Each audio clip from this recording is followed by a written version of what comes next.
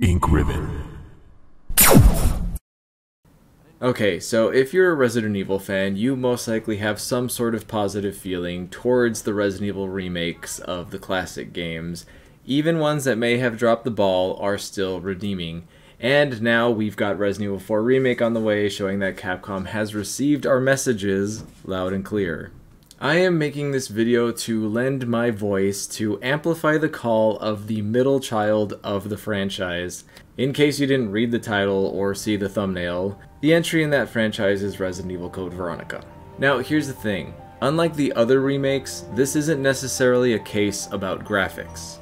Resident Evil 2 and 3, and especially 4, didn't need remakes. They could use a facelift, sure, but they were amazing as they were.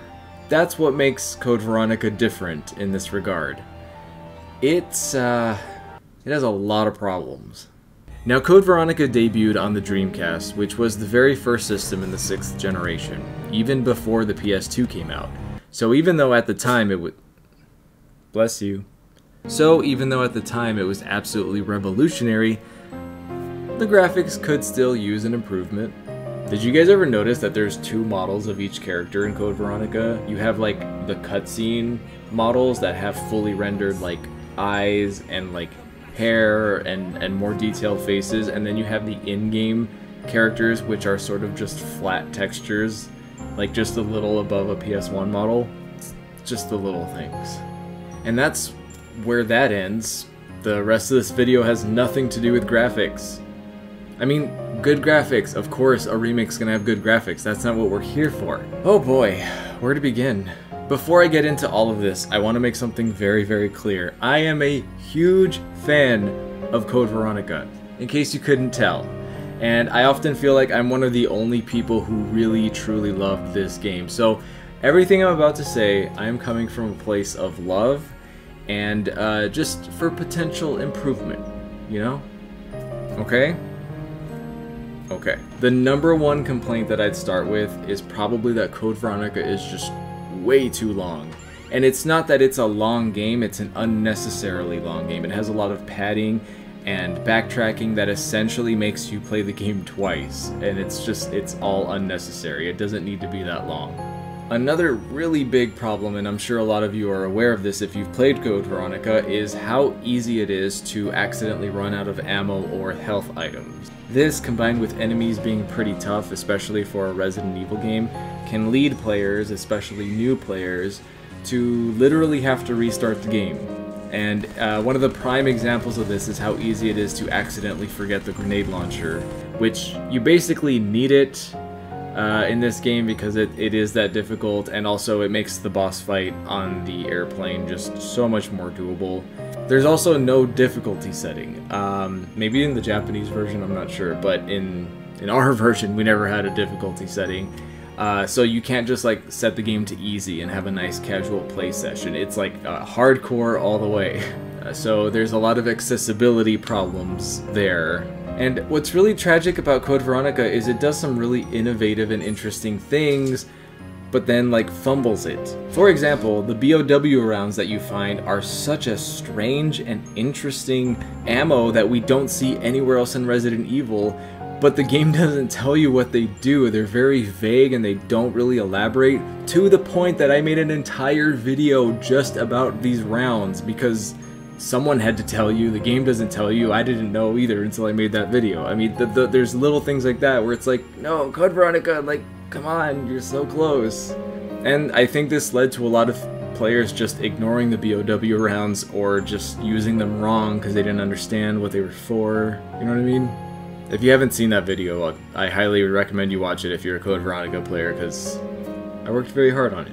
Thank you. Now, another thing is, not only do the enemies deal what I consider an unfair amount of damage, but they're often in unfair positions, or there's too many of them in one room.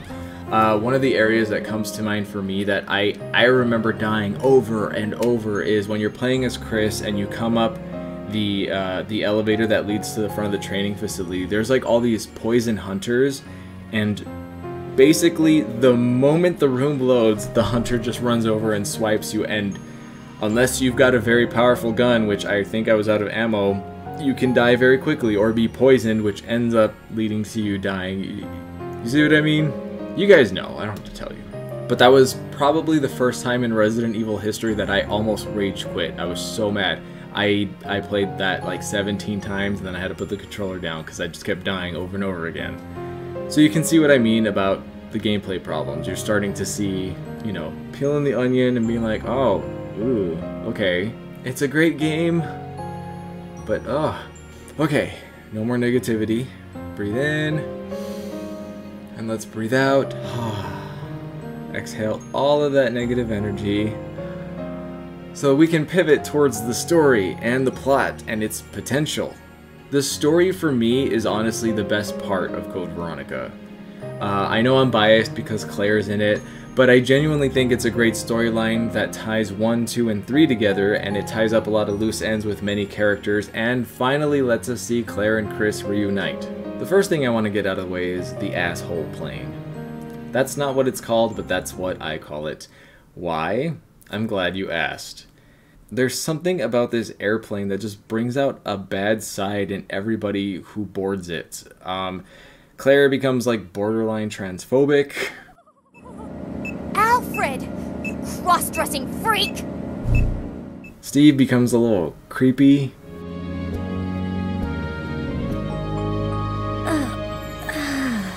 And even the tyrant suddenly sprouts a giant middle finger of a claw. It's just weird. Like, even the plane itself suddenly decides it wants to just fly in a different direction. I don't know. Yeah, maybe, I don't know. Maybe I spent too much time in this plane and I analyzed stuff and it made me crazy. But anyway, in my research for this video, I wanted to look online and see what people were saying about the game, and I was surprised to see a lot of people saying that the reason this game can't or won't be remade is because of the Alfred Alexia storyline, mainly because of the depiction of cross-dressing being tied to mental illness. However, I don't think that's true.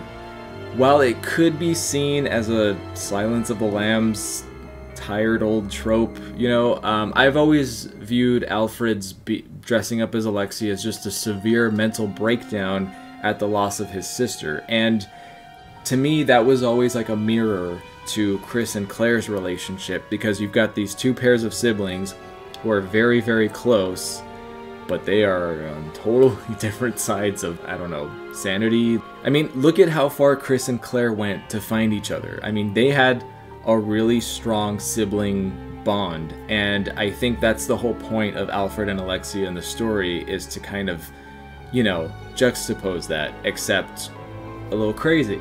Insert "what are you doing, stepbro" joke here. Well, I guess they're not step siblings. Anyway, moving on to Steve Burnside. Oh, Steve. Well, here's my idea for Steve. Make it very simple. Make Steve Burnside Darkside Chronicles Steve Burnside. That's it. They already fixed Steve. He's fine now. That's it. That's the solution. That's great. My name's Steve. And speaking of Darkside Chronicles, I think that game really does a good job of showing how unnecessarily long Code Veronica is, because we're able to get through the whole story at a very quick but reasonable pace, and it really didn't feel like that much was missing. I mean, you got the story. And it beautifully showcased how well the game flows as a story with a shorter, more concise experience. Remaking Code Veronica gives Capcom the opportunity to cut the bad stuff and elaborate the good stuff, just like they did with Resident Evil 2 Remake, and most likely the Resident Evil 4 Remake will be doing the same. Here's a quick fire list of all the things that could be elaborated on. The opening sequence in the Umbrella Labs, that could be a playable section for Claire. It could lead up to her epic escape. Rodrigo could have a much deeper storyline, maybe explaining how he ended up working for Umbrella, and, you know, maybe show a little more about his hemostatic medicine issue.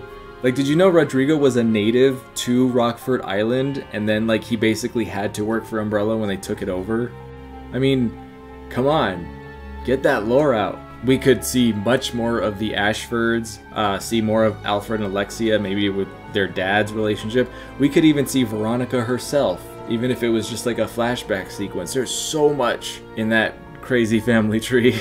Steve could have his own scenario or game mode where we get to sort of do like Scenario B, where you see what he's doing while Claire's playing the main game. Wesker could also be more fleshed out as well, and maybe even he could get his own game mode or scenario.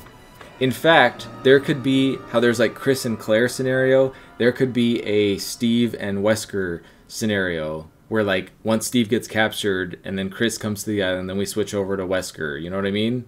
The same way that we go from Chris to Claire and back and forth. There's so much potential for Code Veronica. That's why I wanted to make this video and bring this up, because I've seen people online talking about it, especially Alex Niel, who wrote Itchy Tasty and knows people at Capcom and is a huge Code Veronica fan. If you are watching this, Alex, yeah, I'm with you. You know, I was genuinely shocked the first time I started kind of exploring the internet and seeing what Resident Evil fans had to say. I couldn't believe how many people don't like Code Veronica or have just never even played it. If you feel the same way about everything that I just mentioned and you just want a Code Veronica remake, make sure to make your voice heard, especially if Capcom is listening, because that's how Resident Evil 2 Remake happened. We never thought it would happen. For the longest time, we were yelling at Capcom everywhere on the internet, Resident Evil 2 Remake, Resident Evil 2 Remake, and it was kind of just like for fun, and then they actually did it. We were like, Resident Evil 3 Remake, Resident Evil 3 Remake, and then they did it. And then people started, you were either a Resident Evil Code Veronica Remake or Resident Evil 4 Remake or both. And then Resident Evil 4 Remake happened. Capcom listens to the fans. And also, Resident Evil is Capcom's #1 franchise. Not just in, like, sales, but, like, just in general. So if you want Capcom to hear you, speak up any chance you get.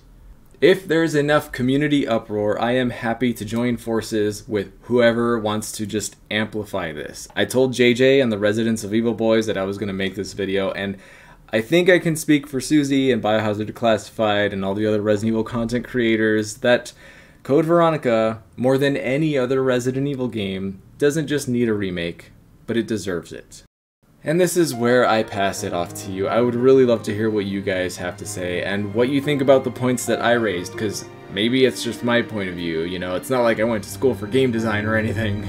But if you do think that Code Veronica needs a remake, then let me know in the comments, and if you don't, tell us why, because I'm curious to anyone who doesn't want more Resident Evil. I hope you guys have an amazing day. I am looking forward to seeing what the future of Resident Evil has to offer.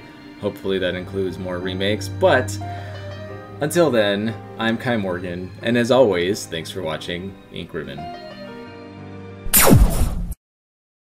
And a very special thank you to all of my Patreon supporters and YouTube members. Your extra support means the world to me and helps me keep making content for you guys.